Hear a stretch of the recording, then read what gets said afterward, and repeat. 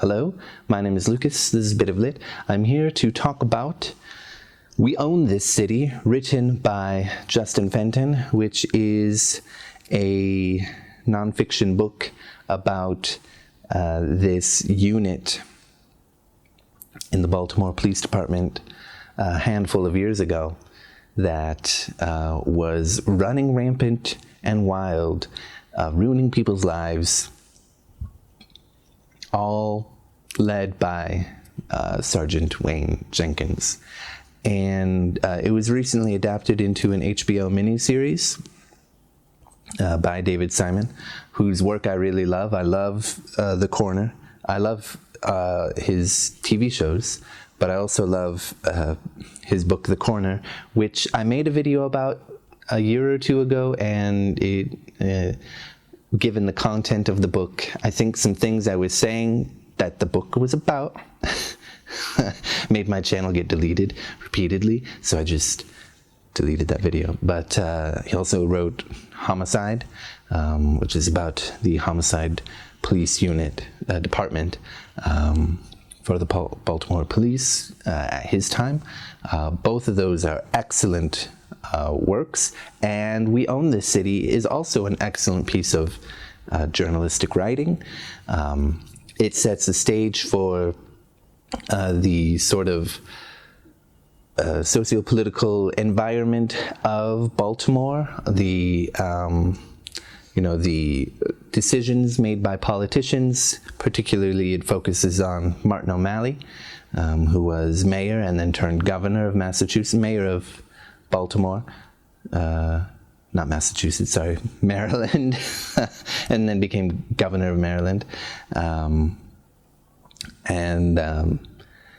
It also, talks about some changes with the commissioners and their interests, police commissioners, and what they're going for, and laws statewide or citywide, federal, et cetera, and focuses on all these kind of things, and some hot button issues of uprisings that came from Black Lives Matter protests after a slew of incredibly unsettling and disturbing injustices and crimes committed against different black men, whether it's Eric Garner in New York or Freddie Gay in Baltimore, or on and on and on.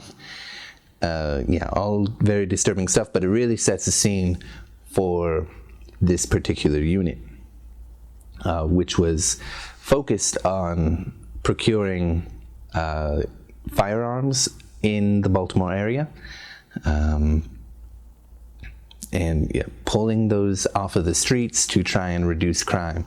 But the methods of this particular unit, again, led by Wayne Jenkins, Sergeant Wayne Jenkins, who was up for promotion to lieutenant. I, by the way, cannot feel surprised at the amount of people who were in the police force. Constantly were just obviously terrible people, doing terrible things, getting lots of praise from their cohorts or from the people that they work with, saying, oh yeah, he's a great guy. Oh, he works really hard. Oh, we need men like him on the force. Oh, great. Congratulations on your promotion. Oh, great. I want you to be in charge of this unit. Oh, great. I want you to be in my unit for this.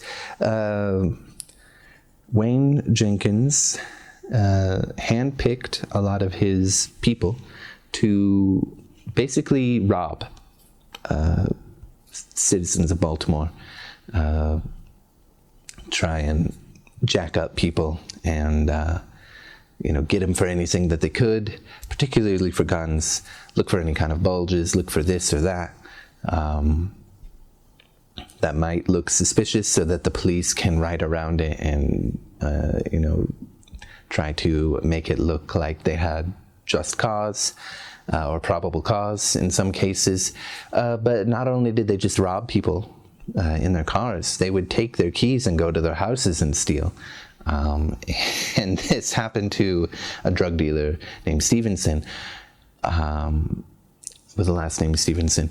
And, the problem is that nobody trusts the police. Who are they going to go to when they've been robbed by the police? The police?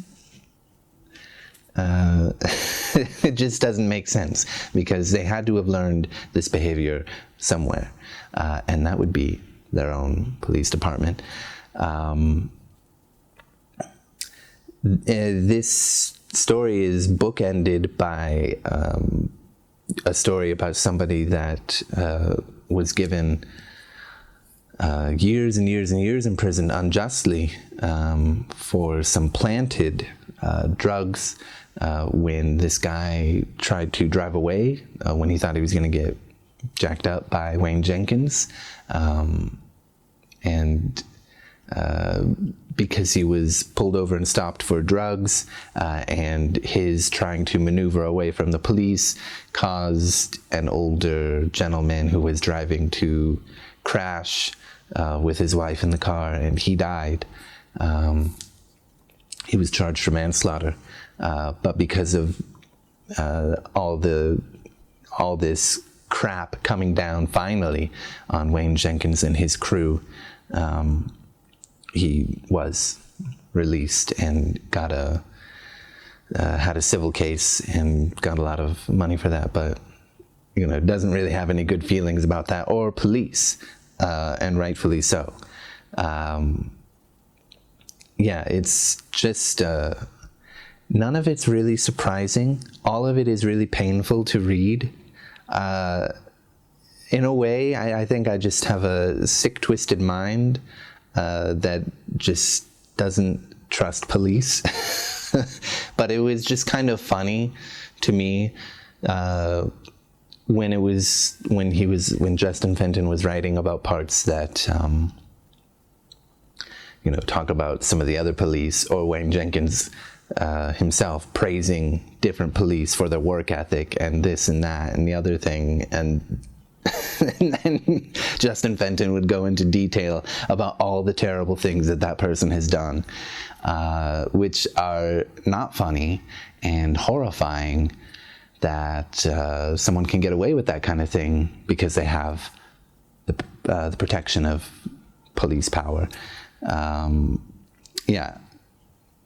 I think it was an incredible piece of journalistic writing, really useful for exposing the kind of systemic problems involved in police work, and it's sort of a microcosm for, I guess, Baltimore is sort of special in the sense that it has a really high murder rate per capita, and it's a shrinking city and all that, and it has a lot of its own unique problems, but this, as you might have noticed in the past 2 years, if not your entire life, there is a huge problem with policing in America.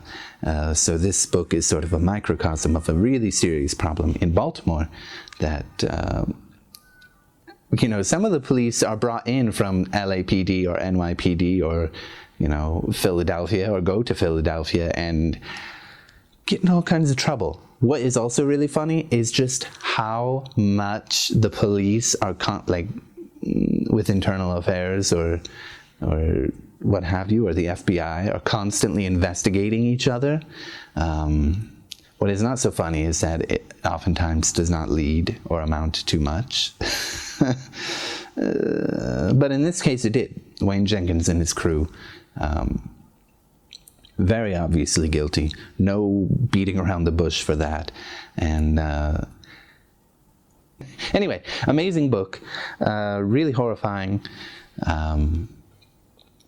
but well worth the read. Thank you.